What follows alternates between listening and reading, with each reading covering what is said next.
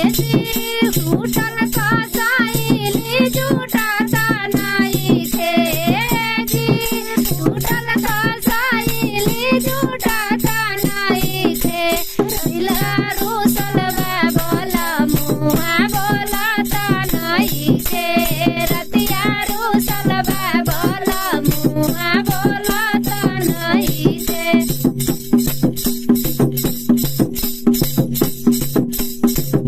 ए जी मुर्गा बनावानी से खाता नहीं थे जी मिठवा बनावानी से खाता नहीं थे रतिया रूसल बोला मुआ बोलाता नहीं थे रतिया रूसल बोला मुआ बोलाता नहीं थे।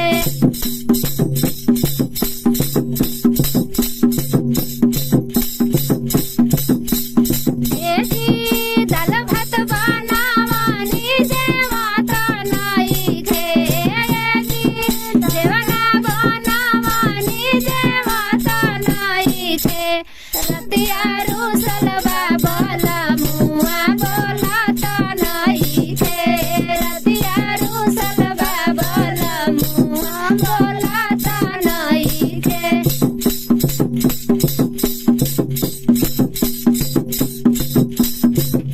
ए जी सजिया साजावानी सवाता नहीं थे जी सजिया